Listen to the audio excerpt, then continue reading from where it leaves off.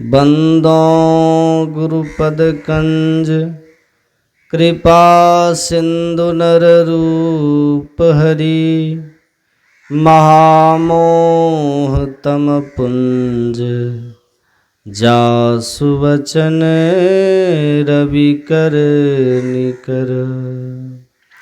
धन्य धन्य सद्गुरु सुखद महिमा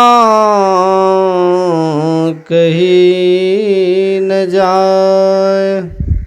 जो कुछ कहूँ तुमरी कृपा मोते कछु न बसाय।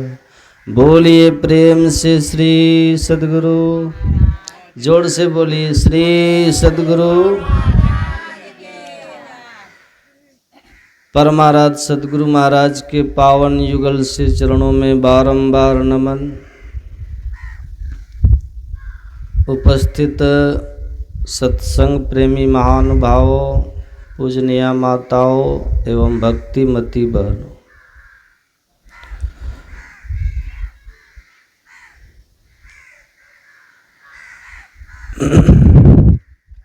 आज हम लोग को विदित है संत कबीर साहब की वाणी में आया है, आए हैं सो जाएंगे राजा रंग फकीर। एक सिंहासन चढ़ी चले एक बांधे जात जंजीर। दाद छुहाड़ा छाड़ी के विष कीड़ा विष खात उधो मन माने की बात। मछली को निकाल के आप घी में डाल दीजिए कि मछली को पानी में क्या रखना, घी बड़ा महंगा उसमें रखें तो मछली उसमें सांस ले पाएगी सांस? क्यों? क्योंकि उसको पानी ही सूटेबल होता है। उसी तरह सत्संग में आकर सत्संग के ज्ञान को सुनने में रुचि हो जाए, याद रखिएगा ये बहुत जन्म जन्मांतर के संस्कार से होता है। बोलिए श्री। ये इतना सहज नहीं है और इतना सरल नहीं है कि लोग सत्संग में आकर के बैठ जाए और संतों के ज्ञान को, ईश्वर संबंधी चर्चा को, भक्ति के विषयों को, साधना के विभिन्न पहलुओं को आके बैठ के सुन सके। ये पुण्य पुंज बिनु मिले ही न संता। मन को सतोगुण की स्थिति में ले जाना पड़ता है। राजसी और तामसी वृत्ति में रहने वाले कोई सत्संग नहीं सुन सकता। आप लोग देखिएगा दरवाजे पर लोग बैठ करके गप मारेंगे। हो सकता है आप ही के गांव में अभी किसी दरवाजे पर राजनीति के चर्चे चल रहे होंगे जो व्यर्थ के होंगे, जिनके कोई सार नहीं होंगे, जो धान निकलने के बाद भूसा कुटने जैसा होगा, लेकिन वो लोग वही करेंगे। क्यों? दाद छुहाड़ा छाड़ के विष कीड़ा विष खात। वो विष कीड़ा है, उसके संस्कार अभी वही फिट है। वो सत्संग में यहाँ आकर के बैठ जाए और अपने मन को संत वाणियों में लगा दे, ये बड़े ऊंचे संस्कार की बात है। गुरु महाराज कहा करते थे, जिनको सत्संग का लसंग लग गया उसका संस्कार उसको मनुष्य शरीर से नीचे नहीं जाने देगा। वो सोचिए, सब आदमी सुन लेगा सत्संग आके, सब आदमी इन सब विषयों की चर्चा सुन लेगा? नहीं सुन सकता। उसका मन यहाँ टिकेगा ही नहीं, टिक ही नहीं सकता। उसको लगेगा ये हमारे काम की बात नहीं है। हमारे काम की बात तो अगले चुनाव की रणनीति है, हमारे काम की बात तो दूसरे की निंदा चुगली है, हमारे काम की बात तो कुछ और है। ये सत्संग हमारे काम की चीज़ नहीं है।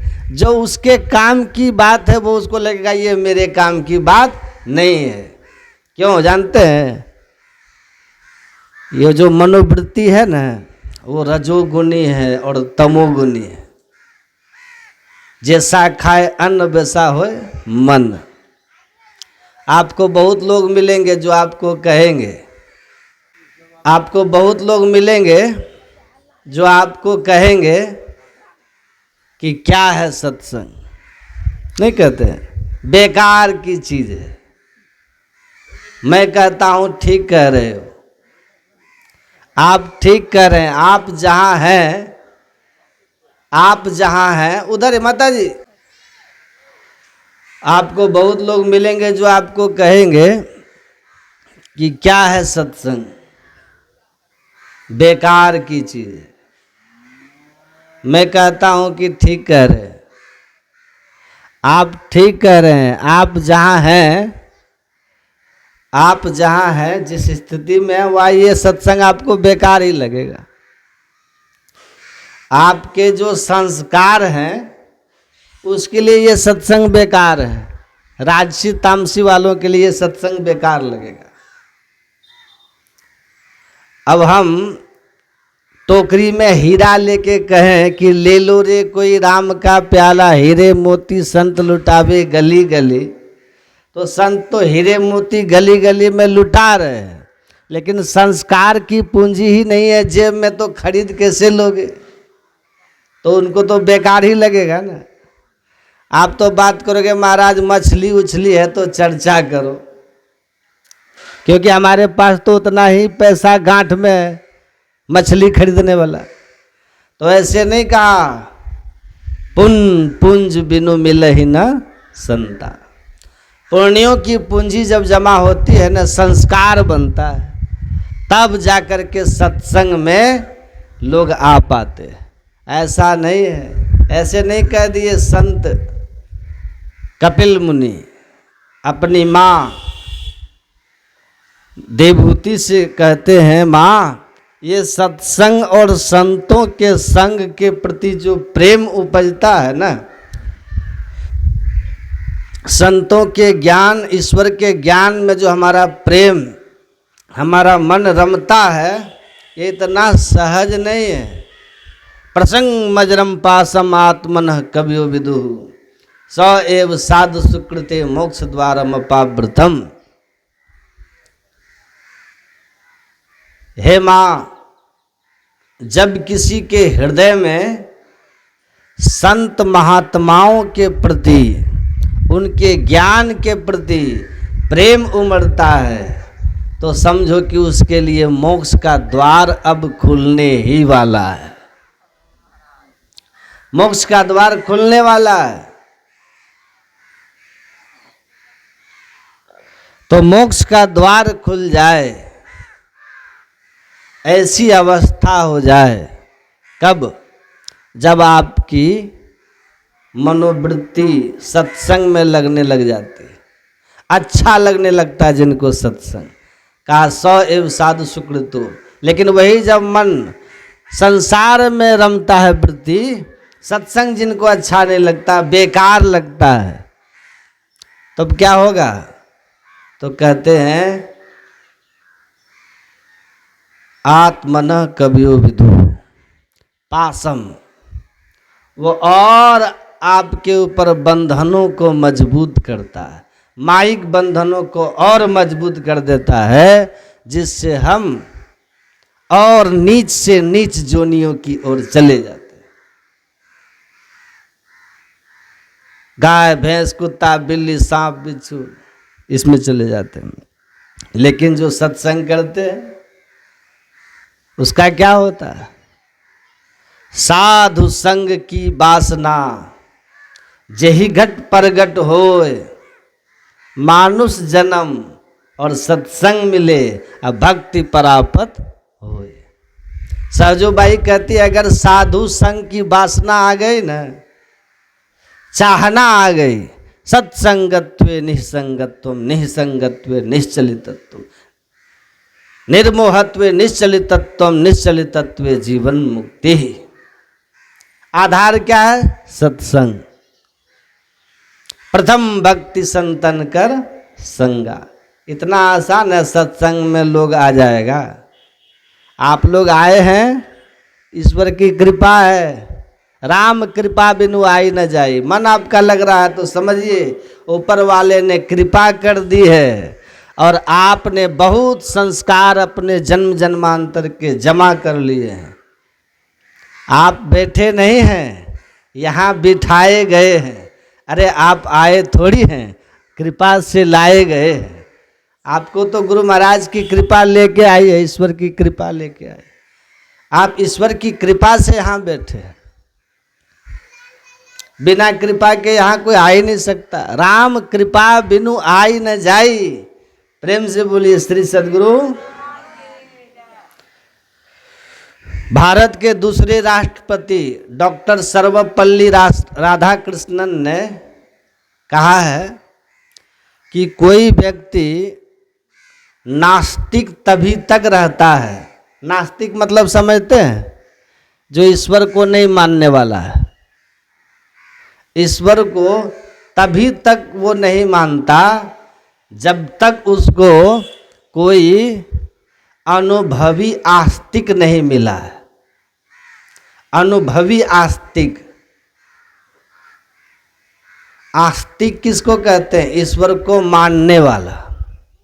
और अनुभवी आस्तिक का मतलब हुआ जिसने ईश्वर को अनुभव करके तब माना है, तब माना है। कबीर क्या कहते हैं? कबीरा हम जानिया, और जब जानिया तब मन मानिया। कबीरा हम जानिया, जब जानिया तब मन मानिया। लोग ना पतीजे तो क्या कीजिए। कबीर साहब कहते हैं कि हमने ईश्वर को जाना है और जान के ईश्वर को माना है। कबीरा हम जानिया तब मन मानिया। लोग न पतिया तो न पतिया है। लेकिन राधा कृष्णन कहते हैं, सर्वपल्ली राधाकृष्णन, कि तुम कितना भी बड़ा नास्तिक रहो कि ईश्वर नहीं है, ईश्वर नहीं है, नहीं है कहते रहो, जब तुम सच्चे आस्तिक के समीप आओगे, अनुभवी आस्तिक के पास जाओगे, तो फिर तुम्हारी नास्तिकता खत्म हो जाएगी। तुम ईश्वर को मानने के लिए तुम मजबूर हो जाओगे। परमाराध्य सदगुरु महर्षि मही परमहंस जी महाराज के पास एक नास्तिक व्यक्ति आए कुप्पा घाट आश्रम में। उन्होंने कहा कि मैं ईश्वर को नहीं मानता। तो गुरु महाराज जी ने कहा कि नहीं मानते हैं तो मत मानिए, मत मानिए।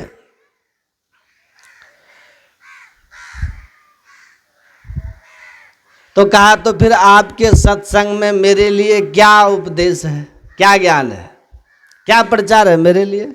आप तो कहते हैं हम संत मत सत्संग के माध्यम से ज्ञान योग युक्त ईश्वर भक्ति का प्रचार करते, और हम ईश्वर को मानते ही नहीं, तो हमारे लिए आपके सत्संग में क्या प्रचार है?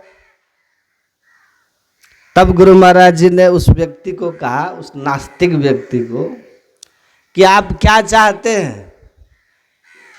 आप सुख शांति और ज्ञान चाहते हैं ना? ईश्वर को नहीं मानते मत मानिए, लेकिन सुख शांति कौन नहीं चाहते?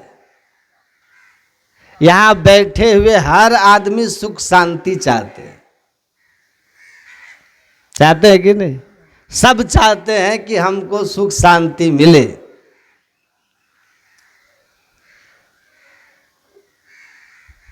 तो कहा कि हाँ, हम सुख शांति चाहते हैं, ज्ञान भी चाहते हैं।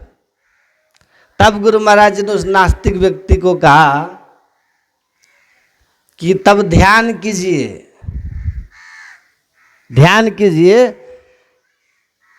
अगर आप सुख शांति चाहते हैं, ज्ञान चाहते हैं, तो ध्यान कीजिए, मेरा आपके लिए यही प्रचार है। कहा क्या होगा तब? कहा कि ध्यान से सुख शांति मिलती है और ज्ञान होता है।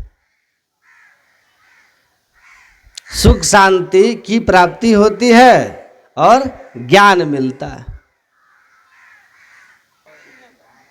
ज्ञान, ध्यान के अंत में आपको स्वयं अनुभव होगा कि ईश्वर है या नहीं है। फिर गुरु महाराज जी ने उस व्यक्ति को कहा, तुम नाना करते रहोगे, तुम नाना करते रहोगे, मतलब ईश्वर नहीं है, ईश्वर नहीं है, तुम नाना करते रहोगे, हम हाँ हाँ करते रहेंगे और तुम अंत में हार जाओगे। अंत में हार जाओगे। क्यों हार जाओगे? इसलिए हार जाओगे कि गुरु महाराज जी कहते थे कि मैं ही जो अनुभव ज्ञान हो, अनुमान क्या करे।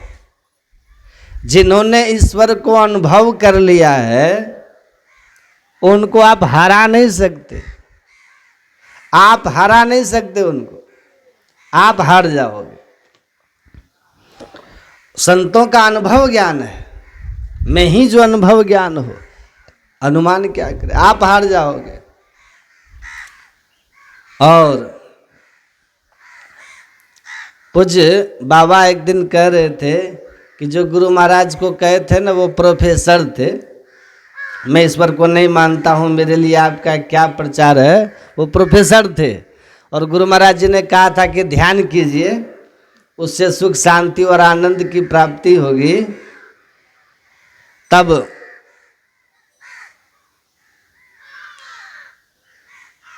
वह जो नास्तिक प्रोफेसर थे, वो एक दिन नदी पार कर रहा था, बस वहीं भागलपुर के सामने। तब उस समय पुल नहीं था, समझे, और नाव से पार कर रहा था। कुछ दूर पैदल चल के लोग दिरा जाते थे और फिर नाव पार करके उस पार कुप्पाघाट आश्रम जाते थे। तो जब वो भागलपुर आ रहा था तो नाव जो है ना, एकदम से आंधी तूफान काफ़ी आ जाने पर नाव की स्थिति बहुत खराब हो गई, डूबने जैसा हो गया, डूबने जैसा हो गया। तो सभी लोग ईश्वर से प्रार्थना करने लगे कि रक्षा कीजिए, नाव को बचाइए, ले चलिए बचाइए। तो वो जो नास्तिक प्रोफेसर साहब बैठा हुआ था ना, सब लोगों की प्रार्थना करते हुए देखकर उसने भी हाथ जोड़ करके भगवान से प्रार्थना करने लग गया कि मैं ही बाबा बोले थे भगवान है तो जरूर होगा, भगवान बचा लो। अब फिर वो बाद में गुरु महाराज के पास जा कर के बोले कि मैंने लोगों की प्रार्थना करते देख करके मैं भी प्रार्थना करने लगा, मैं भी ईश्वर से प्रार्थना करने लगा। और उस प्रार्थना के क्षण में मुझे ऐसा लगा कि हाँ ईश्वर है, वो रक्षा करते। तो आप आस्तिक, सच्चे आस्तिक से मिलिएगा ना, तो वो आपको निश्चित रूप से नास्तिकता को खत्म कर देंगे कि ईश्वर है। तो ईश्वर है, ये संतों का अनुभव है, संत इसको अनुभव किए हैं और अनुभव करके बोले कि आप जो इस संसार में हो, इस संसार में आप जो चाहते हो उस चाहना का जो पूर्ति होने वाली है ना, वह ईश्वर की भक्ति में ही होने वाली, ईश्वर की प्राप्ति में होने वाली। हम सब सुख शांति चाहते हैं, कोई दुख चाहते हैं, लेकिन सुखी कितने हैं? सुखी कितने हैं? चाहते तो सुख है, पर सुखी हैं कितने?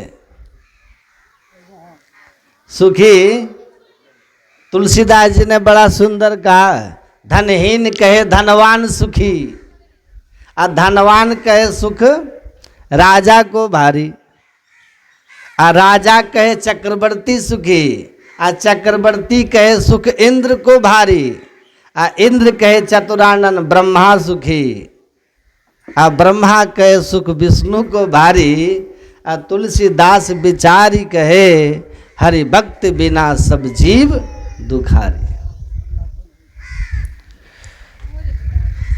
इस संसार में कौन सुखी है बताओ? यहाँ आप लोग इतने सारे लोग बैठे हैं, बताओ कौन कौन सुखी है? कौन है ऐसा जिनको कोई दुख नहीं, कोई परेशानी है? कोई ऐसा? हाथ उठाइए जरा, हम भी दर्शन करें कौन सुखी है। कोई सुखी नहीं है। अब भरोसा नहीं होता तो अपने से पूछिए, क्या आप लोग सुखी हैं? जवाब मिलेगा नहीं है। जो कहे महाराज हमको कोई परेशानी नहीं, हम बिल्कुल सुखी, बिल्कुल खुश हैं, कोई दुख नहीं। अरे भैया, इस संसार में कोई भी ऐसा जिनको आप सोचते हो ना कि अरे ये तो कितना खुश है, हे भगवान हम भी इसकी जगह होते, तो उसको आपसे ज्यादा दुख है। कई बार हम लोग सोचते हैं ना कि भाई हमारे तो इतनी सी तनख्वाह, इसके तो बहुत ज्यादा, क्या पता ये खुश होगा। देवता भी छोड़, देवताओं का राजा इंद्र भी खुश नहीं है, वो सबसे ज्यादा दुखी है। इस संसार में सब दुखी है, कोई सुखी नहीं है। क्यों सुखी नहीं है? सुख कब होगा? गोधन गज धन बाज धन और रतन धन खान, जब आए संतोष धन सब धन धूरी समान। जब तक जीवन में संतोष नहीं होगा तब तक सुखी हो ही नहीं सकते। सुखी होने का रास्ता क्या है? बोले लोगों के प्रति आशाएं छोड़ दो और जीवन में संतोष धारण कर लो, भगवान का नाम धारण कर लो, वही सुखी है कि नहीं? कई बार हम लोग विचार करते हैं हमारा अगर ऐसा काम बन जाए तब तो हम सुखी हो जाएंगे। काम बन गया लेकिन सुखी हुए नहीं। संसार तो दुख का घर है, यहाँ तो दुखी दुख है, सुख तो है ही नहीं। सुखी वही है जिसके जीवन में संतोष है, जिसके जीवन में भक्ति है, जो ईश्वर पे भरोसा करता है, वही सुखी है। और हम लोग कैसे, हमारे जीवन में संतोष है क्या? संतोष है? बोलते क्यों नहीं? संतोष है जीवन में? है? नहीं है। हम तो चाहते हैं और मिल जाए, और मिल जाए, और मिल जाए।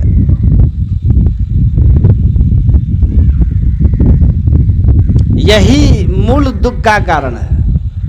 हमारी तृप्ति ही नहीं होती, हमारी इच्छाएं नहीं पूरी होती। और भागवत जी के 9वें स्कंद में राजा पुरुरवा कहते हैं, भोगे न भुक्ता वयमेव भुक्ता। बोले भोगों को हम नहीं भोगते, भोग हमें भोग जाते हैं। अच्छा आप लोग विचार कीजिए, अपने हिसाब लगाइए जरा अपनी उम्र का। कितनी उम्र हो गई? यहाँ लगभग ज़्यादातर जो लोग बैठे होंगे कम से कम 40 तो होगी, 40 पार ही होगी लगभग नहीं। तो विचार करो, हमारे जीवन के 40 साल बीत गए और हमने क्या किया? कभी आप लोग हिसाब लगाते हैं अपना? जैसे व्यापारी लोग हिसाब लगाते हैं ना कि इस साल कितना फायदा हुआ, कितना नुकसान हुआ। कभी आप लोगों ने अपना हिसाब लगाया? अब बुढ़ापा आने वाला है, जल्दी बुढ़ापा आ जाएगा, कितनी जल्दी आएगा ये भी पता नहीं।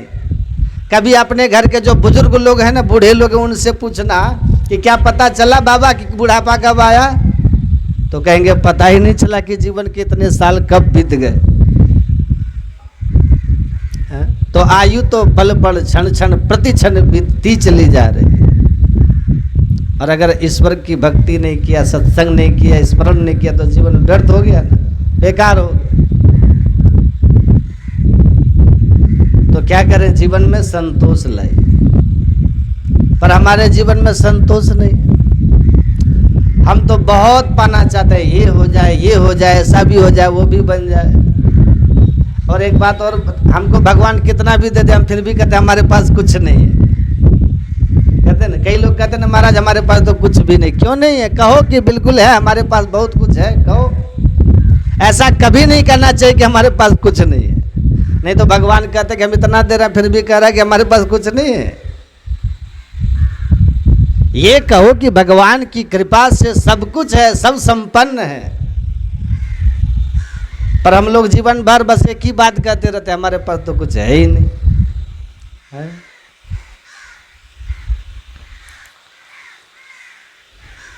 और कुछ साल पहले नोटबंदी हुई थी ना, आप लोग को याद है कि नहीं? जो लोग कहते थे हमारे पास कुछ नहीं, उनके पास पता नहीं कितना कितना निकलते चला गया। जो कह रहे थे महाराज हमारे पास तो, कई लोगों को आपने सुना होगा, कहते थे महाराज हमारे पास तो जहर खाने के लिए पैसे नहीं है, कहते थे ना। और जब पता चला कि धन नोट बदल गए हैं तो सबसे आगे लाइन में वही लोग खड़े थे। सबसे ज्यादा परेशान वही लोग थे।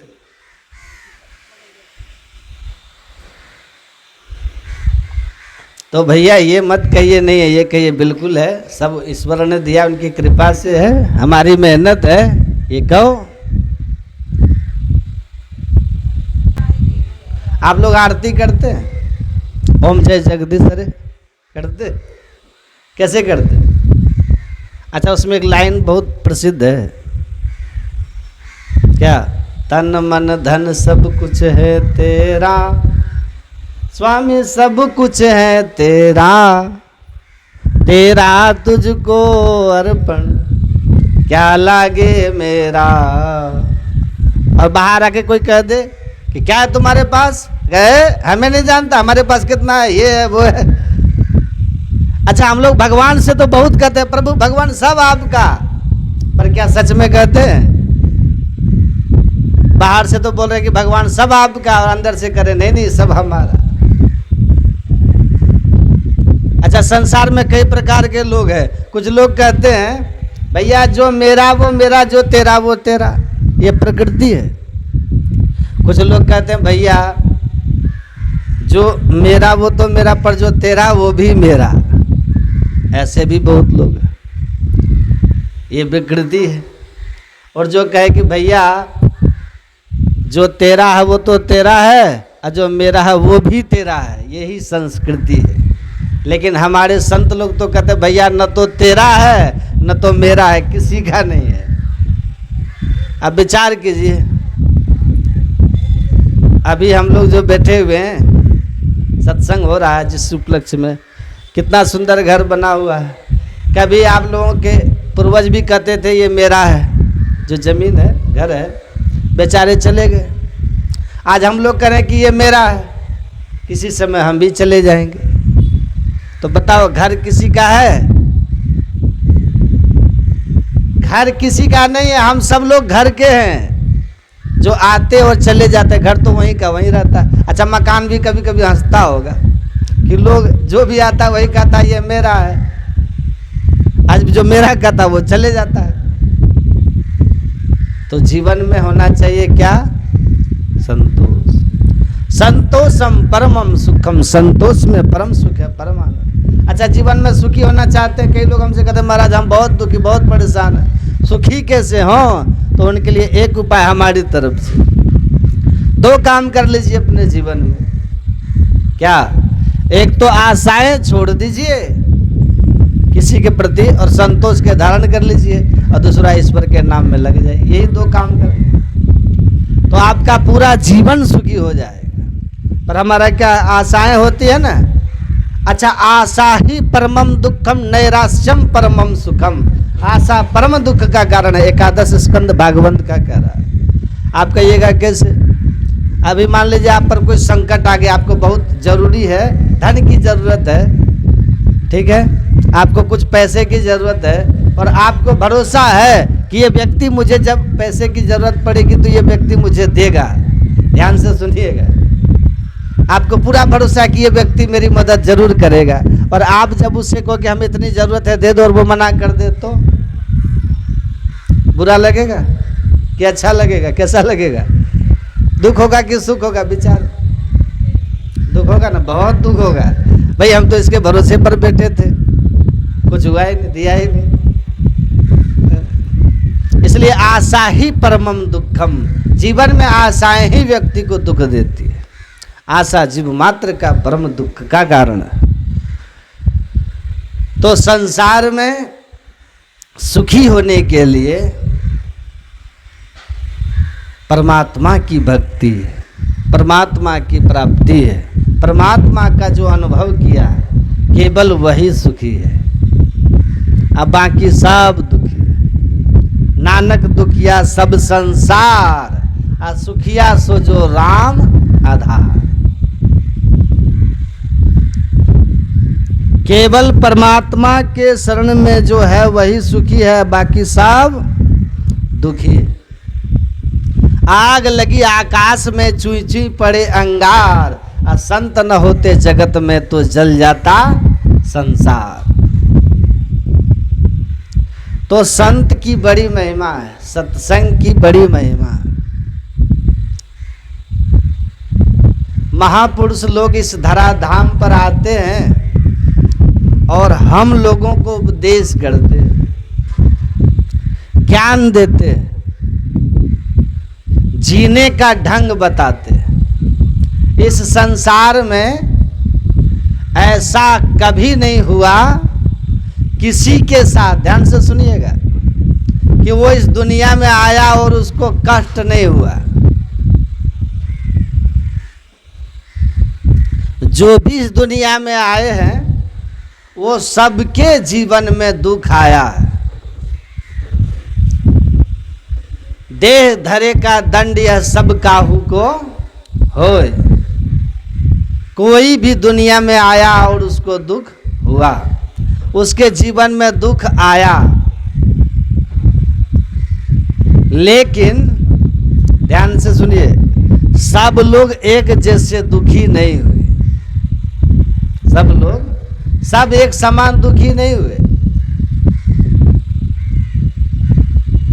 कोई उसी दुख से इतने दुखी हो जाते हैं कि जाके आत्महत्या कर लेते हैं, घर छोड़ के भाग जाते हैं दुख से, कोई गलत कदम उठा लेते। अब बहुत ऐसे लोग हैं जो उस स्थिति में भी संयम बनाए रखते हैं और बुरे वक्त उसके निकल जाते हैं, फिर अच्छे दिन आ जाते हैं। संपत्ति विपत्ति सो संपत्ति, देह धरे का यही स्वभाव। तो ऐसा किसी के साथ नहीं हो सकता कि दुख नहीं आए, यह संभव है। लेकिन दुख आए और हम दुखी न हो, ऐसा अपने आप को बना लेना संभव है। आप खुद को ऐसा बना लीजिए कि आपको दुख आएगा तो भी आप दुखी नहीं होइएगा। सुनिएगा ध्यान से, हंसते हंसते, जैसे सुख को हंस करके जी लिए थे ना, दुख को भी हंस के जी लीजिएगा। जीवन का एक अंग है ये दुख, ऐसा बन जाना संभव है। और यही तो अध्यात्म ज्ञान है, यही अध्यात्म ज्ञान है। यहां तो भगवान राम भी आए हैं तो रोए हैं, हे खग हे मृग हे मधुकर श्रेणी। माता सीता भी आई तो दुख उठाई है। लेकिन भगवान राम को आप देखे होंगे कि राज गद्दी मिल रही थी ना, अचानक उनको कहा कि बन जाना होगा। सुबह जा रहे थे शपथ लेने राजा का, अब वनवास हो गया। भगवान के चेहरे पे सिकन नहीं थी, उन्होंने एक बार नहीं पूछा कि हम वन क्यों जाएंगे, पूछा? मुस्कुराते हुए वन की तरफ निकल गए। बस कहा कब जाना है, चल दे। तो राज गद्दी मिलना सुख है, अब वन जाना दुख है, लेकिन राम दुखी नहीं है, इसलिए वो राम है, वो दुखी नहीं है, चल दिए।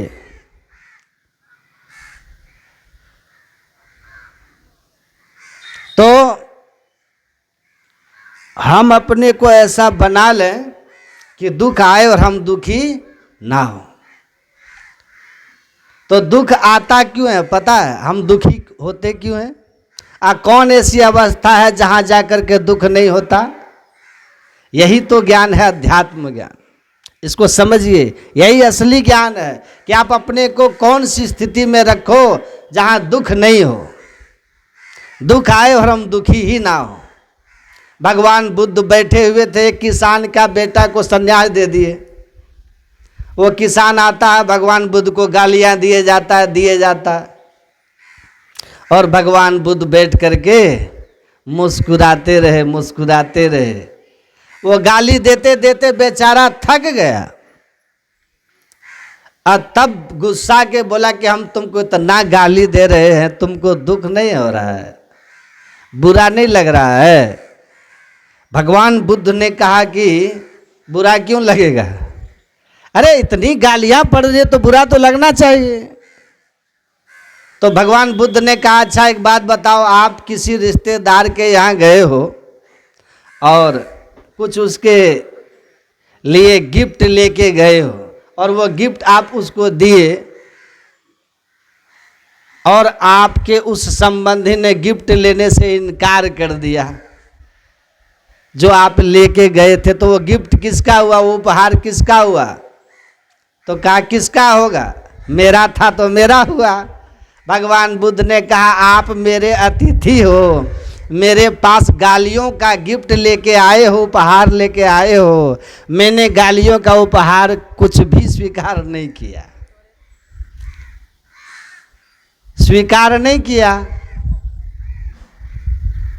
तो दुख किस बात का?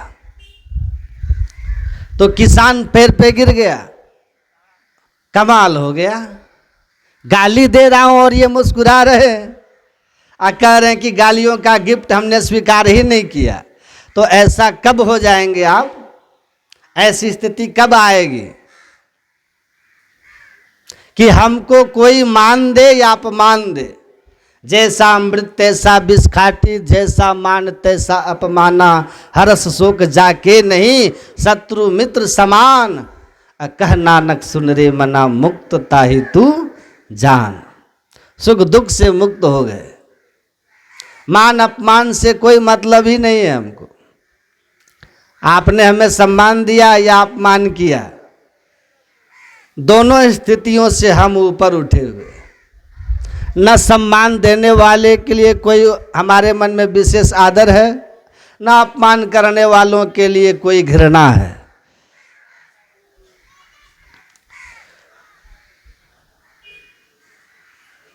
उमा जे राम चरण रत, भगवान सब शिव कह रहे हैं, विगत शोक मद काम, जो परमात्मा के चरणों में समर्पित हो जाता है, स्नेह जोड़ लेता है, तो कहते हैं ऐसी अवस्था जिनकी हो गई, निज प्रभु मैं देखहि जगत, के ही सन करहि विरोध।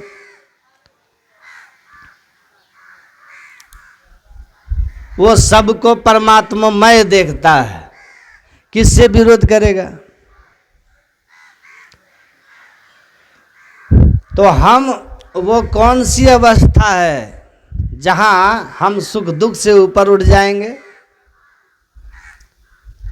दुख तो आएगा पर हम दुखी नहीं होंगे। ये स्थिति कब होती है? तो संत लोग समझा के कहते हैं कि देखिए अभी आप इस शरीर में हैं तो कौन सी अवस्था में है, कहाँ है शरीर में? आंख बंद कीजिएगा ना तो आंखों के सामने आपको अंधेरा दिखेगा, और अपने से पूछिए कि हम कहाँ हैं, तो उत्तर आपको मिलेगा कि अंधकार में हूँ, अंधकार में हूँ। बहुत ध्यान से सुनिएगा। और ये जो आपके अंदर घोर अंधकार है, इसी अंधकार में है वो दुख में है, जो है असार गाढ़ अंधार घट में ताते दुख अपार है। ये अंधकार में जो पड़ा रहेगा सो दुख में पड़ा रहेगा। इसीलिए भगवान बुद्ध कहते हैं कीनो हासो की मानंदो निच पर जलते सती अंधकारेन ओनद्दा पदी पंग न गवसथा। अरे कैसी हंसी कैसी खुशी कैसा आनंद, अंधकार में तुम पड़े हुए हो तो ये हंसी खुशी आनंद तुम्हारा टिकने वाला नहीं है। अंधेरे में जो भी खुशी मिलती है ना, सुख मिलता है, उसको दुख में बदलने में ज़्यादा देर नहीं लगता है। क्षण ही फुलावत क्षण मुरझावत। गुरु महाराज की बात याद आई कि अंधकार का दुख कैसा है, सुख कैसा है। अंधकार क्षण ही फुलावत क्षण मुरझावत, जगत बिटप की रीति। और फरत फरस हल हर शोक डाल पात विपरीती। इस संसार रूपी वृक्ष में जो है ना, एक क्षण में हर्ष और एक क्षण में शोक का फल लग जाता है संसार रूपी वृक्ष में। इसीलिए कहते हैं संसार के सुख का भरोसा मत कीजिए, और इसका दुख भी भरोसा मत कीजिए कि दुख भी सब दिन रहेगा। जब सुख नहीं रहा तो दुख भी बदल जाएगा, लेकिन सुख भी स्थिर नहीं और दुख भी स्थिर नहीं। ये दुख और सुख पहिया के तरह घूमते रहता है, पिसाते रहिए, इन दोनों से ऊपर उठिए। तो अंधकार में रहोगे तो सुख और दुख आएगा, सुख आएगा तो सुख हर सही जड़, सुख आएगा तो एकदम हर्षित हो जाइएगा, और दुख बिल खाही, और दुख आया तो छाती पीटने लगिएगा। लेकिन दो सम धीर धर ही मन माए। लेकिन जो धीर पुरुष होते हैं ना, ज्ञानी पुरुष होते हैं, वो संसार के सुख में न इतराते हैं और न दुख में बिलखते छाती पीटते हैं। वो एकदम शांत सहज दोनों स्थितियों में रहते हैं, क्योंकि भीतर वो हरि रस के आनंद में डूबे रहते हैं। और जो हरि रस के आनंद में डूब गया है, उसके संसार के अनुकूलता प्रतिकूलता से कोई लेना देना ही नहीं। बुलेट प्रूफ कार की क्या महिमा है? बुलेट प्रूफ कार की, बुलेट प्रूफ कार जो होता है उसका कुछ फीचर्स बताइए तो, विशेषता। बुलेट प्रूफ कार मतलब हुआ कि उसमें अगर गोली मारिएगा ना तो उसका कार का बॉडी ऐसा मजबूत बनाया गया होता है कि उसके अंदर गोली प्रवेश नहीं करती है। कार में बैठा हुआ जो आदमी होता है दुश्मन की गोली से सुरक्षित है। दुश्मन की गोली से सुरक्षित है ये तो ठीक है, लेकिन विरोधी की बोली से सुरक्षित हो जाए उसका कोई है व्यवस्था? विरोधी का बोली से मतलब विरोधी जब कुछ आपके खिलाफ बोले तो आपके मन में हलचल और क्रोध उत्पन्न नहीं हो, ऐसा है क्या संभव? उस कार में बैठकर विरोधी का बोली तो कहीं भी घुस जाएगा, वो तो कहीं भी बीपी बढ़ा देगा आपका। वैज्ञानिक लोग बनाया बुलेट प्रूफ कार जिसमें दुश्मन की गोली नहीं जाती।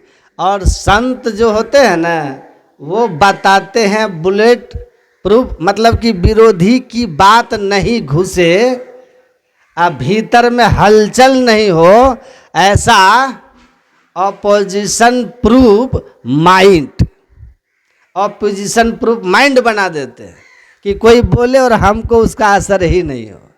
चोर चमार चंडाल कहे, कोई कहे हरिभक्त है भाई, आ कोई कहे ये तो नारी लुभानो, कोई कहे माया रतियाई, आ निंद करता से निंद कराई, स्तुति को न मनावन जाई, जो हम हैं हरि जानत हैं, अब ऋण दिवस उनके गुण गाई। अब दूसरा हमारे लिए क्या बोल रहा है उसकी परवाह ही खत्म हो गई। वो बस इतना देखता है कि जो मैं कर रहा हूँ वो शास्त्र सदगुरु इन दोनों के ज्ञान के अनुकूल है कि प्रतिकूल है। अगर शास्त्र सदगुरु के ज्ञान के अनुकूल मैं चल रहा हूं, फिर जग भौंकन है तो भौंकन दे, भौंकता है जग तो भौंकने दो, हमको जो कहना है कह लो, लेकिन मेरे आचरण अगर शास्त्र और संत के कहे अनुकूल है तो फिर हमें किसी की परवाह नहीं। तो जब तक आप बंद नेत्र वाला होकर के अंधकार में पड़े रहिएगा, अपने आँखों के आगे में अंधेरा देखिएगा, तब तक आप बाहरी वातावरण से प्रभावित होते रहिएगा। मान अपमान आपको परेशान करेगा, निंदा बड़ाई आपको प्रभावित करेगा, अनुकूल प्रतिकूल परिस्थितियों का असर भी होगा, किसी के अच्छे और बुरे बर्ताव का आपके ऊपर प्रभाव पड़ेगा, सुख दुख होगा, और ये चलता रहेगा। क्योंकि आपने जब अपनी खुशी दूसरों के व्यवहार पे रख दिया है कि दूसरे का अच्छे व्यवहार से हम सुखी होंगे और दूसरे के बुरे व्यवहार से हम दुखी होंगे, इसका मतलब आपके सुख और दुख का जो रिमोट कंट्रोल है ना, वो किसी और के हाथ में है। अब वो जब चाहे आपका चैनल चेंज कर देगा। आप हंस रहे हैं, अब वो दुख का चैनल लगा देंगे, बस अब रोने लगोगे। नहीं है कि नहीं है? अब रोना शुरू हो गया, क्योंकि रिमोट तो उसके पास है हमारे सुख दुख का। आपकी खुशी का रिमोट किनके ऊपर है? अगर खुशी का रिमोट पति पर है, पत्नी पर है, कि पत्नी का अच्छा व्यवहार से हम सुखी होंगे, उनके अच्छे व्यवहार से सुखी होंगे, तो कब किसका मूड कैसा है कौन जानता है ना? मोबाइल बंद कीजिए ना, वो सत्संग सुनने आएगी, क्या करना समझो। बोलिए श्री। तो क्या कह रहे थे? कब किसका मूड कैसा है कौन जानता है ना? मूड किसका क्या है, कब बमक जाए और आपकी खुशी फुर्र हो जाएगी। तो अपने खुशी का रिमोट अपने हाथ में रखते हैं संत लोग, इसीलिए किसी और से उनको कोई मतलब ही नहीं है, कोई मतलब ही नहीं, अपने में मस्त है। तो जब स्वयं से खुश हो जाइएगा, आपकी खुशी आपके हाथ में, तो फिर दुखी कौन कर सकता है? एक राजा के दरबार में एक फकीर पहुंचा, महात्मा। तो राजा जो है बुलाया, कहा कि कौन आदमी है आके दरबार में तुम घूम रहा है और हमको प्रणाम भी नहीं कर रहा है। अब देखिए बादशाह है, उसको प्रणाम नहीं किया तो उसको बुरा लग गया, अपमान लग गया उसको बादशाह को। तो तुरंत बुलाया, इधर आओ, कहा पूछो कौन है ये आया दरबार में प्रणाम तक नहीं किया। मंत्री गया, कहे कौन है तुम, और आया तो राजा को प्रणाम क्यों नहीं किया? कहा कि प्रणाम हम क्यों करेंगे? कह रहे बादशाह है, राजा है। कहा जाओ पहले पूछ के आओ कि तुम्हारा राजा मन का गुलाम है कि मन राजा का गुलाम है? राजा मन का गुलाम है या मन का स्वामी है? जाओ पूछ के आओ। या मन के अधीन है तुम्हारा राजा? गया मंत्री, कहा महाराज कोई फकीर है। कहता पहले मैं जवाब तब दूंगा जब तुम पूछ के आओ पहले राजा से कि राजा अपने मन का गुलाम है कि अपने मन का स्वामी है। तब राजा कुछ सोच के बोला कि नहीं, हम तो मन के ही गुलाम हैं, अभी मन कहेगा कि चलो तो उठ के चल देंगे। हम तो मन के दास हैं भाई। तो ये मंत्री जाके बोला फकीर से कि राजा कह रहे हैं कि हम मन के गुलाम हैं। तो कहा कि सुनो, तुम्हारा राजा अपने मन का गुलाम है और हम अपने मन का स्वामी हैं।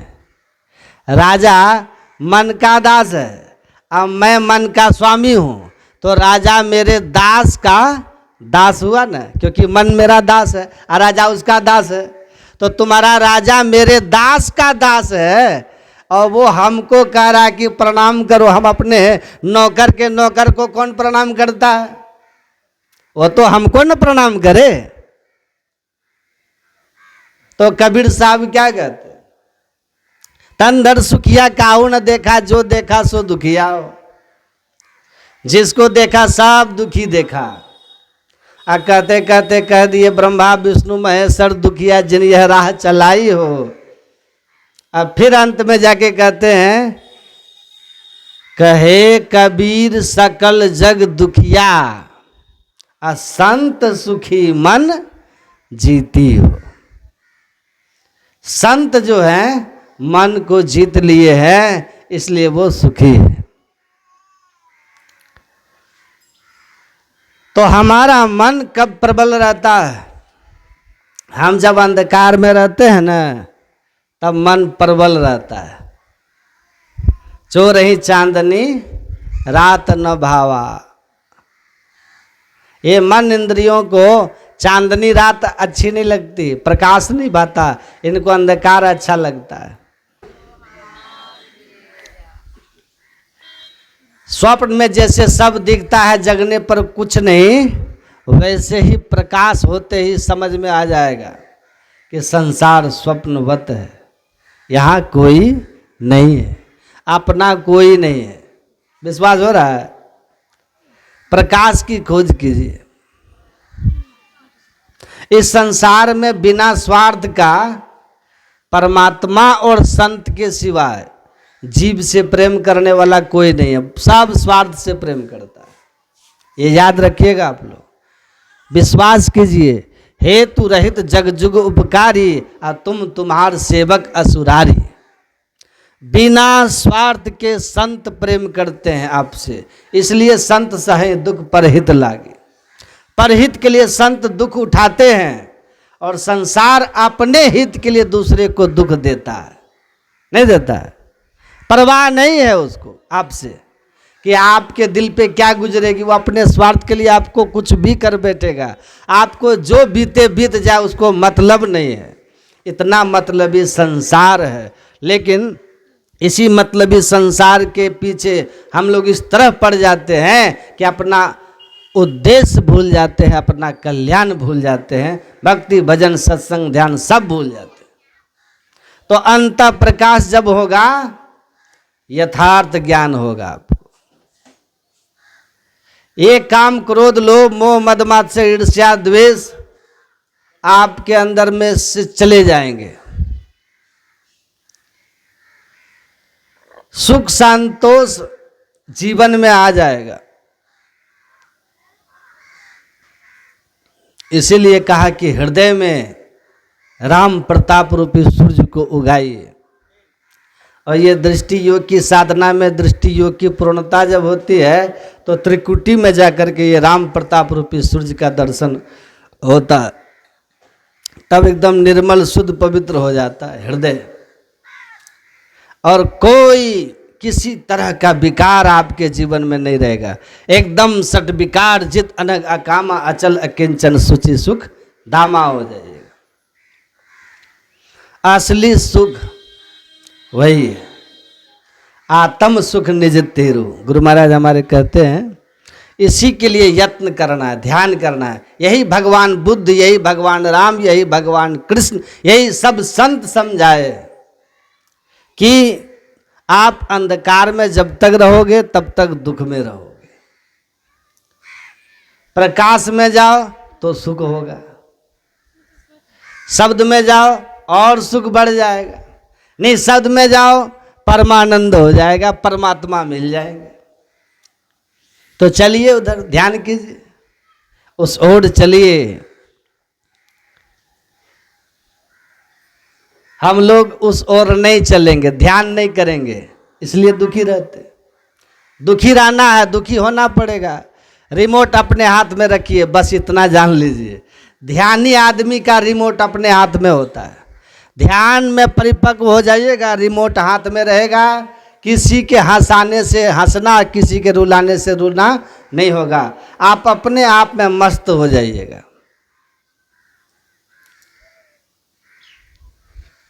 अपने में मस्त।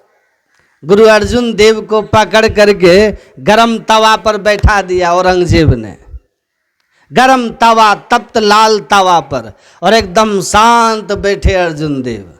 उनकी एक शिष्या थी, मुसलमान ही थी, उसको बड़ी सिद्धि शक्ति हो गई थी, बड़ी क्रोध में आ गई। वो बोली, गुरुदेव आपके ही कृपा से मुझे शक्ति मिली है, मैं बादशाह को भस्म कर सकती हूँ। कहा क्यों? कहा इतने गर्म तवे पे आपको वो तपा रहा है, तो मैं उसको कैसे छोड़ दूंगी? तो गुरु अर्जुन देव ने कहा कि तवे पर हाथ रख के देखो। हाथ पकड़ के ऐसे रखा तो एकदम ठंडा तवा था। कहा गुरुदेव तवा तो आग से एकदम लाल हो गया है, पर छूने से एकदम ठंडा। गुरु अर्जुन देव ने कहा, जब मैंने अपने अंदर के विकार की अग्नि को समाप्त कर दिया, तो बाहर की कोई भी अग्नि अब हमें तपित नहीं कर सकती है। कोई अग्नि तपित नहीं कर सकती।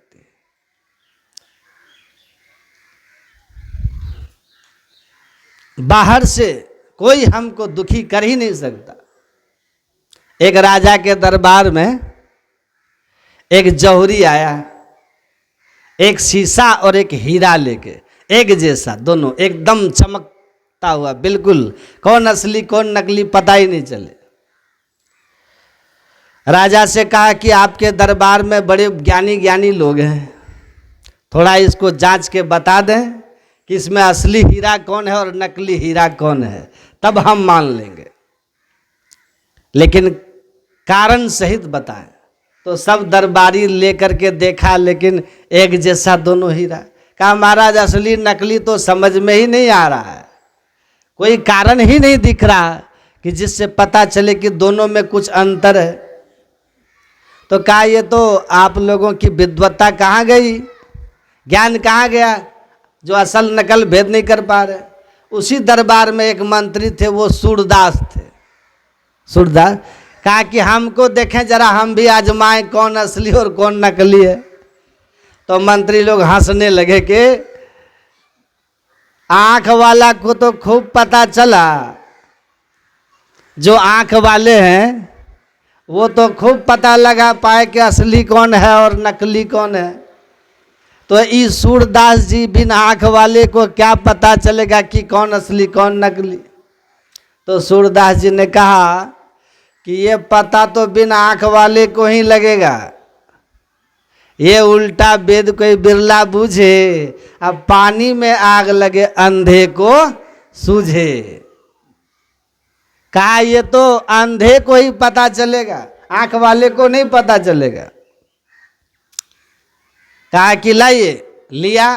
ऐसे ही गर्मी का समय था, दोपहर का समय था। अब बाहर निकला सूरदास और गया, अब दोनों हाथ को ऐसे धूप में किया।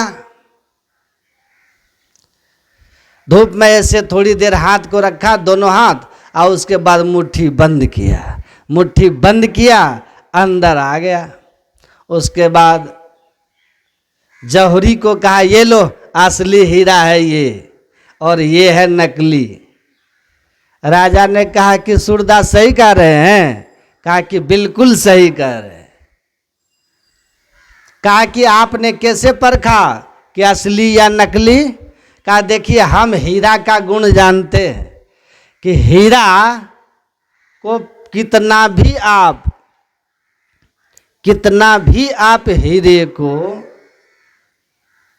धूप में रख दीजिए, दिन भर रख दीजिए, तो वह थोड़ा सा भी गर्म नहीं होता, क्योंकि प्रकाश को वो अंदर घुसने ही नहीं देता जिससे गर्मी हो।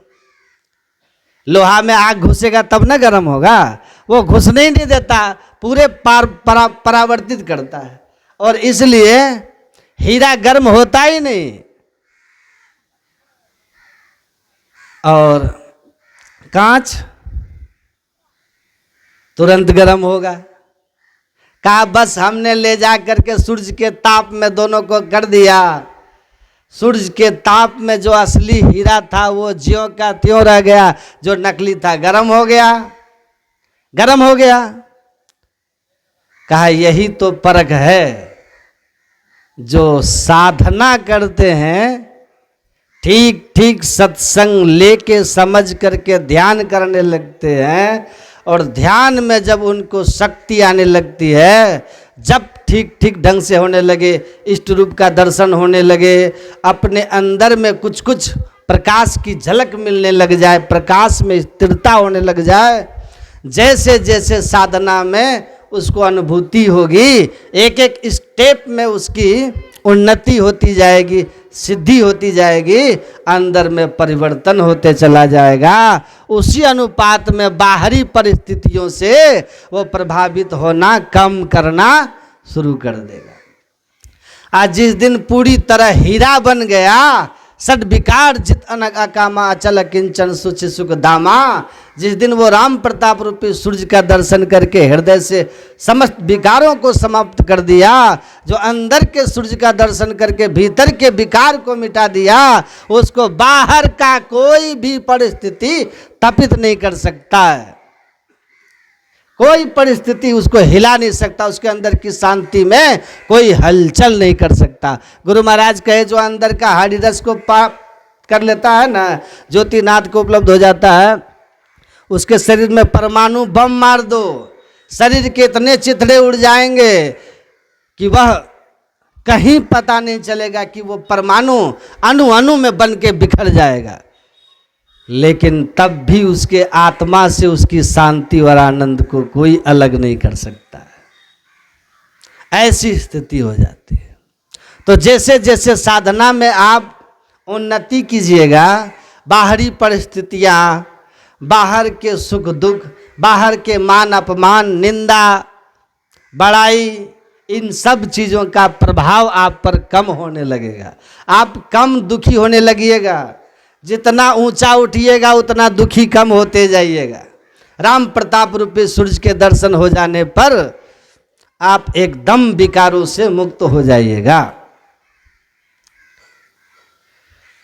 एकदम शांत हो जाइएगा, और फिर परमात्मा के दर्शन हो जाने से हमेशा के लिए आप जन्म मरण के चक्र से छूट जाइएगा। तो तुलसीदास जी कहते हैं, आप अपने अंदर के काम क्रोध लोभ मोह मद मात्सर्य ईर्ष्या द्वेष, इस विकार, ये जो विकार है आपको परेशान करते रहते हैं, आपको मन को पाप की ओर ले जाते हैं, विषयों की ओर ले जाते हैं, जिससे आप दुखी होते हैं। व्यापई मानस रोग न भारी, जिसके बस जीव सब दुखारी।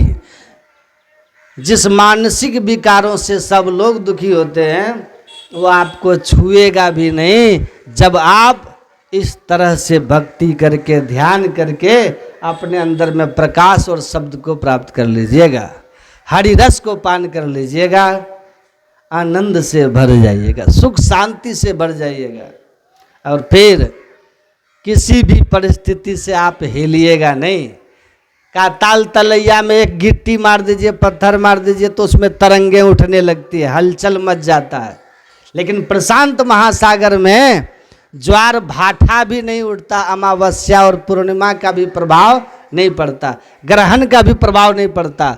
ग्रहण के दिन, चंद्र ग्रहण के दिन इतना अधिक समुद्र में लहरें उठती है, कई कई बांस ऊपर, लेकिन प्रशांत महासागर उनके प्रभाव से उस समय भी मुक्त रहता है।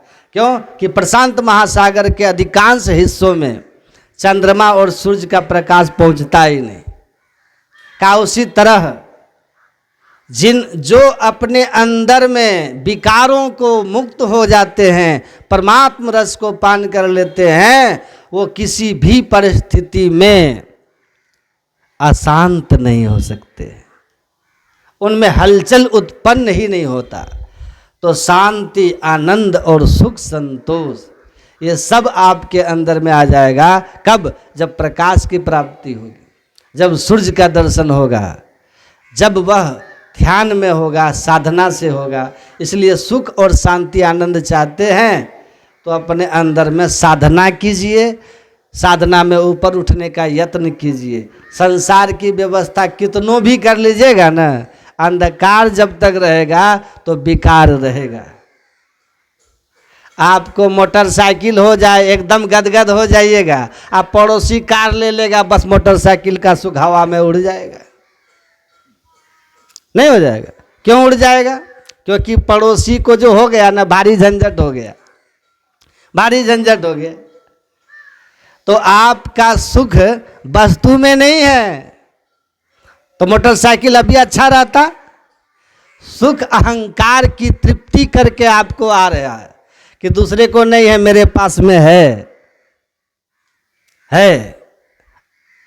कि बहुत ब्रांडेड लोग जूता चप्पल पहनते हैं, नहीं पहनते हैं, हजार हजार रुपये का पहनते हैं ना, लेकिन आपको कहेगा मेरा चप्पल लाना, तो उसका चप्पल पैर में लगा के ले आएगा। अब मेरा चप्पल बहुत कम पैसे का है, हम कहेंगे मेरा चप्पल मेरा चप्पल ले आ दीजिए, तो आप पैर में लगा के नहीं लाइएगा, है ना। 50,000 वाला भी किसी का चप्पल हो, दोस्त का, संबंधी, रिश्तेदार का, मांगेगा, पैर में घुसा के लाइएगा, पहन के ला के खोल दीजिएगा।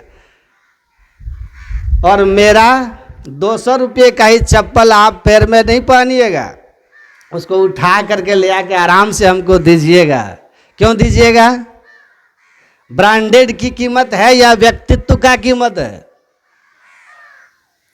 चप्पल किसके पैर में है उससे उसकी कीमत है ना। किसके पैर में है उससे कीमत है चप्पल की। आप किसके संग बैठते हैं उससे आपकी कीमत है।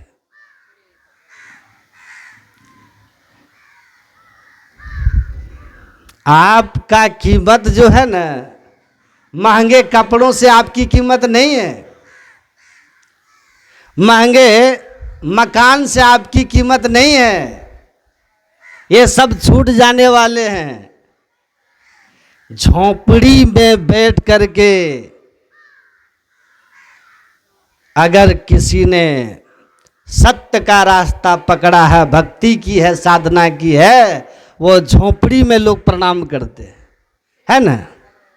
ये अंबानी जो है, धीरू भाई अंबानी के बड़े बेटे मुकेश अंबानी, उनका जो मकान है ना, अभी तो लगभग 50,000 करोड़ का हो। 15 साल पहले 8,000 करोड़ में बना था। लेकिन उस घर को लोग देखते हैं, कहते हैं बहुत अच्छा है, लेकिन कोई ऐसे सिर नहीं झुकाएगा। पर एक चौराहे पर हनुमान जी फूस के घर में खड़े होंगे, उनको लोग सिर झुका के प्रणाम कर लेंगे। झोपड़ी में सिर झुकेगा कि वो हनुमान जी की झोपड़ी है, राम जी की झोपड़ी है, वो किसी संत की झोपड़ी है, वहां सिर झुकेगा। 8,000 करोड़ के मकान के सामने श्रद्धा से सिर नहीं झुकेगा। तो झोपड़ी हनुमान जी के संग करके वो झोपड़ी पूज्य हो गया। व्यक्तित्व जो है ना, जिनका ऊंचा है, उनके संग रह करके आपकी भी कीमत बढ़ जाएगी, आपकी भी कीमत बढ़ जाएगी। सबसे बड़े संत दूसरा नाम है, तीजे 10 अवतार उन्हें प्रणाम है, ब्रह्मा विष्णु महेश सकल संसार है। अरे हारे पलटू सबके ऊपर संत मुकुट सरदार है। जो संत सदगुरु के शरण में चले आते हैं, उनकी भी कीमत बड़ी हो जाती है, उनकी भी कीमत ऊंची हो जाती है। इसीलिए कहा कि संग करना है तो जो सबसे बड़े हैं उनके संग में बैठो ना।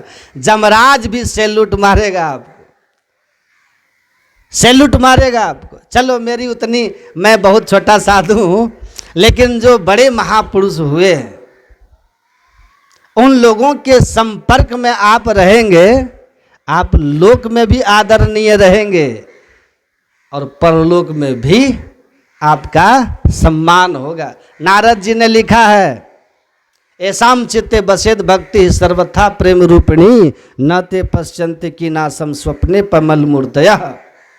नारद जी ने कहा है जो जिनके हृदय में भी सदगुरु की भक्ति विराजती है, संतों का सानिध्य रहता है, वैसे संत सानिध्य में, सदगुरु के सानिध्य में शरण में रहने वाले भक्त को स्वप्न में भी जमराज नरक डालने की कल्पना नहीं कर सकते। नरक ले जाने की कल्पना स्वप्न में भी यमराज को हो सकता है, जो गुरु के शरण में रहते हैं, संत के शरण में रहते हैं। इसलिए कबीर साहब कहते हैं, सोना कबहू न जंक लगे, लोहा नो घुन खाए, और गुरु की चेताई आत्मा कभी नरक नहीं जाए, कभी नरक नहीं जाए। तो संत गुरु सदगुरु के द्वारा जो चेताए गए हैं और जो उनके बताए राह पे चलते हैं, उनकी कभी दुर्गति नहीं होती है, सदगति होती है। तो संत के शरण में रहना है और उनकी बताई सदयुक्ति से साधन करना है। यही जीवन में सुखी का एक सूत्र है। जही मार्ग श्रुति साध लखावे, तही मग चलत सबे सुख पावे, पाइए सुख हरि कृपा संसार आशा तजी रहे, सपन हो नहीं दुख दोष दर्शन, बात कोटिक को कहे। कहते करोड़ों बात कहने की कोई ज़रूरत नहीं है। जो सदग्रंथ और संत रास्ता बताए हैं उस राह पे चलिएगा तो आपको कभी स्वप्न में भी दुख नहीं होगा, दुख नहीं होगा। स्वप्न में भी दुख नहीं होगा। तो स्वप्न में भी दुख से अगर बचना है तो ध्यान और सत्संग, यही सदगुरु की शरणागति है और उनकी सेवा है, यही मूल मार्ग है। इस राह पे चलिएगा, परम कल्याण होगा। हम लोगों का हाल 2 दिन ठीक रहता है, 5 दिन सप्ताह में खराब रहता है, नहीं रहता है। तो 7 दिन में 2 दिन ठीक, 5 दिन खराब, 3 दिन सप्ताह में हम लोग माइनस से रहते हैं, माइनस रहते हैं ना। मतलब किसी न किसी कारण से बिजनेस में कभी उतार चढ़ाव, कोई नौकरी में है तो वहाँ ऑफिस का टेंशन, कभी परिवार में तो जानते ही है, समझे। और वो कह रहे भाई क्या बताएं, हम तो बड़ा चक्कर में हैं। हम बोले क्या हो गया? कहता आप बोलते हैं बड़े भाग मानुष तन पावा, हमको तो लगता हमसे बढ़िया चिड़िया का जीवन है, दिन भर चारा चुग करके घोंसला में शांति से आके रह जाता है। तो हम बोले तुमको क्या दिक्कत हो गया जी, इतना सब कुछ तो है। बोला मेरी पत्नी और मेरी माँ में बनता ही नहीं है, वो हर 2-3 दिन में उनमें मुंह फुलवल एक दूसरे से बैठे रहते हैं। अब मैं एक तो आता हूँ दिन भर, अपना 3-4 जगह उनका काम है, भाग दौड़ है, तो आता हूँ थक करके। अगर माँ को पहले टोक दिए क्या बात है माँ चुपचाप बैठी हो, तो पत्नी उधर मुंह फुला के बोलती है जब माँ के ही आंचल में रहना था तो शादी क्यों किया। और अगर कहीं पत्नी को टोक दिए तो माँ बोलती है कि जोरू का गुलाम हो गया है। बोला हमको लगता है कहाँ फंस गए हम तो। तब हम बोले कि तुम क्यों टेंशन लेते हो जी, उनको बोलने दो, तुमको जो पहले सामने मिल जाओ उससे हालचाल पूछ लो, है ना। कौन क्या कहता है इस पे तुम ध्यान मत दो। तुम जानते हो कि नहीं कि तुम दोनों में कुछ नहीं हो, अच्छे आदमी हो, तुम जानते हो ना। कहा जानते तो हम बोले ध्यान नहीं करते हो, इसीलिए ध्यान नियम से करने लगोगे ना, मन इन सब बातों से इतना ऊपर हो जाएगा ना, ये सब फालतू बातें लगने लगेगी। लगेगा ये बेवकूफ़ है, दोनों बेमतलब का लड़ते झगड़ते रहता है। लड़ने झगड़ने देंगे, तुम मस्त राम मस्ती में रहोगे, आराम से ऐसे ही आओगे, हालचाल पूछते रहोगे, दोनों माँ के पुत्र भी बन के रहोगे अच्छे, आप पत्नी का अच्छे पति भी बन के रहोगे। उनको आपस में अच्छा सास बहू बनना है बने, न बनना है न बने, वो अपना कर्म भोगेंगे। तुम अच्छे पुत्र अच्छे पति बन के रहो, तुमको उसको सुख मिलेगा। तो ये फालतू दिमाग में बातें नहीं आएगी जब रोज ध्यान करोगे तब, सत्संग करोगे तब। और नहीं तो ध्यान सत्संग करना नहीं है तो उधर ऑफिस का काम में, बिजनेस में अपना बीपी बढ़ाए रखो, और घर में आके पारिवारिक तनाव में बीपी बढ़ाओ। ध्यान करोगे, सत्संग करोगे, इन सब फालतू बातों से मन, एक दशा ही ऐसी हो जाएगी जहां सांसारिक बातों का प्रभाव ही नहीं होगा, एकदम एकदम प्रभाव से मुक्त हो जाओगे। तो खूब ध्यान कीजिए, खूब सत्संग कीजिए, सुखी रहिएगा। और ये सिद्धांत को पकड़ के रखिएगा, जान लीजिए कि मनुष्य शरीर देव दुर्लभ है, मोक्ष का द्वार है, इसको संवारना है, और नहीं तो पछताना पड़ेगा, यहाँ भी दुखी और परलोक में भी दुखी। तो आत्मा की अमरता और कर्म के सिद्धांत ने ये धर्म की रचना की, धर्म बना। श्राद्ध के जितने भी कर्म कांड बने न, जितने भी बने जो सार्थक हैं, उन सब के पीछे यही दो सिद्धांत काम करता है। इसलिए इसको जानिए, समझिए, संत अनुभव किए, ग्रंथ में लिखे और अपने जीवन को सार्थक कीजिए। हमारे गृहस्थाश्रम में बहुत तरह के जंजाल भी होते हैं, लेकिन उन जंजालों के बीच भी अपना मूल काम जरूर करना चाहिए, है ना। और जिसको छल कपट नहीं है, तो भगवान राम के निर्मल मन जन सो मोहि भावा, भगवान कहते जो छल कपट से रहित होते ना, ऐसा हृदय वाला मुझको भाते हैं। और जो भगवान को भाते ना, भगवान कहते वो हमको पावा, वो हमको पाते। साधु मुँह क्या रोइए जो अपने घर जाए, रोइए साकट बाप रे जो हाथों हाथ बिकाए। अपने आत्मा को सही दिशा देकर, जीवन को सही दिशा देकर आत्मोन्नति की ओर जो गया हो, सदगति की ओर जो गया, उसके लिए रोना उचित नहीं है। तो रोइए उनके लिए जो देव दुर्लभ मनुष्य शरीर पा करके और कुकर्म में रह करके अपने जीवन को, अनमोल जीवन को हाथ से निकाल दिया। अब की चूक माफ न होगी दुल्हन अचल मुकाम। और बच्चों को आपस में मिल के रहना चाहिए, परिवार में मेल में रहेंगे तो बहुत बल है, अब बेमेल होके रहेंगे तो बहुत कमज़ोर हो जाएंगे। इसलिए मेल में रहिए। देखिए 5 भाई पांडव आपस में मेल में थे, आज 100 कौरवों में मेल नहीं था। विजय किनको मिले? पांडवों को। एक तो धर्म पर थे और दूसरा मेल में थे। तो सत्य पर चलिए, मेल से रहिए, सुखी रहिएगा। इन्हीं शुभकामनाओं के साथ आप सबके लिए भी मेरी शुभकामना। बोलिए श्री सद्गुरु।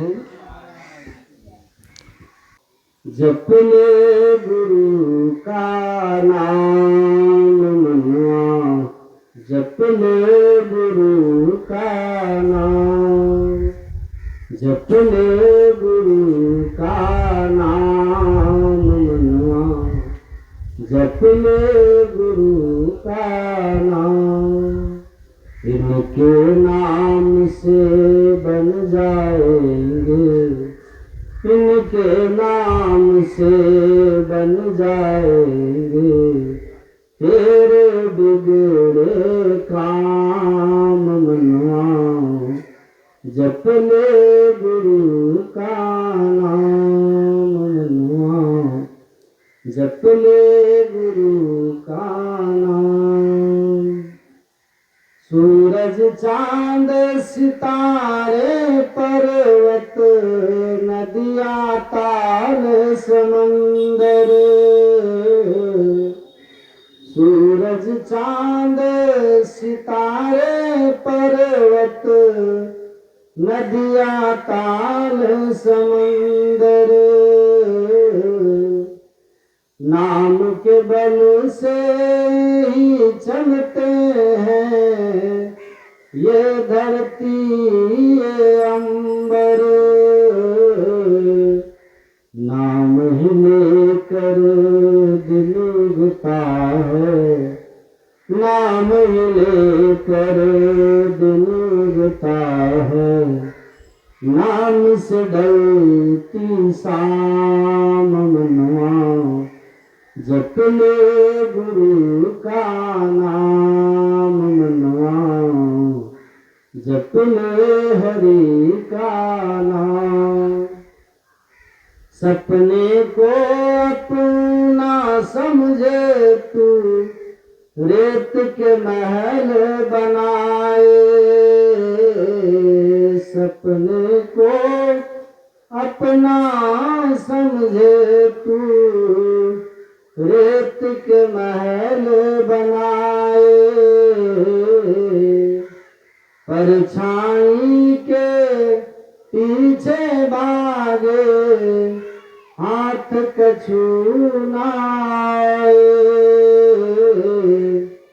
नाम के पेड़ की छाँव तले तू, गुरु नाम के पेड़ की छाँव तले तू, कर ले कुछ विश्राम मनवा, जप ले गुरु का नाम मनवा, जप ले गुरु का नाम, जप ले गुरु का नाम मनवा, जप ले गुरु का नाम। श्री सद्गुरु महाराज की जय।